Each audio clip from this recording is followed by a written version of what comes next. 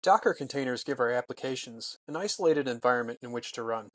In some cases, our applications will require multiple containers to function properly. A lot of applications ship with companion services or sidecars that run in separate containers. Imagine a web application that uses Redis for caching.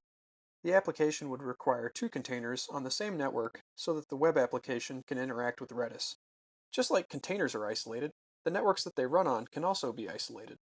In our hypothetical example, no external application needs to talk directly to Redis, so only the web application needs access. This can be done with Docker networking. First, let's discuss the basics of Docker networks. Docker by default runs three networks on the Docker host. We can see these networks listed by running the command docker network ls. We see that three networks are listed. Whenever we launch a container, we can choose one of these three networks.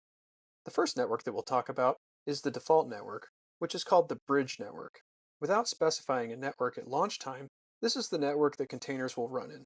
Any container running on the bridge network cannot be accessed outside the Docker host unless a port is mapped to the Docker host using the -d parameter in Docker run. Let's check out the bridge network. Since I'm running on a Mac, I will need to SSH into the Docker host using Docker machine SSH. Now we're SSH'd into the Docker host. Let's run ifconfig to view the available network interfaces. Docker 0 is the bridge network. We can see that our Docker host has a 172 IP address. Any container launched on this Docker host will be on this network unless specified otherwise.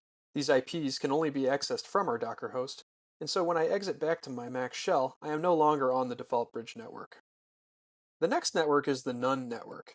The none network is just that, nothing. Let's launch a container using this network and take a look at its network interfaces. We'll use the Hello O'Reilly HTTP application from earlier in the course. To launch a container on a network other than the default bridge network, you can use the net option and specify the name of the network to use. Next, we'll use docker exec to start a secondary interactive shell process inside our new container, which we've named NoNetworkApp. Now we're inside the container, and we can once again run ifconfig to see the network interfaces available. And of course, in this container, only the local loopback network is available. This means that we cannot access anything via the network outside this container. The third network is the host network, which is the same networking that the Docker host uses. Running containers on the host network means that we don't have to expose and map ports, because they will be bound on the Docker host directly. Using the host network eliminates a lot of isolation that the bridge network affords us. This means that if we run two applications in containers that expose port 8080, there will be a port conflict, since they would both be bound to the same host. Let's run our Hello O'Reilly application on the host network and take a look inside.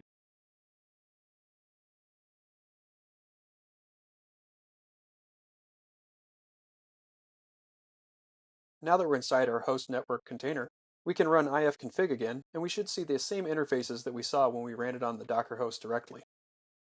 We can see that this container not only has Docker 0, or the default bridge network, but it also has the other network interfaces that the Docker host has too.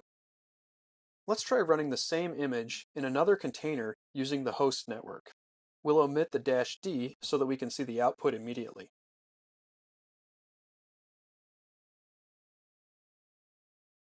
As we can see, the Ruby application failed to start up because the other container running on the host network is using port 4567. This is a major disadvantage to using the host network for containers.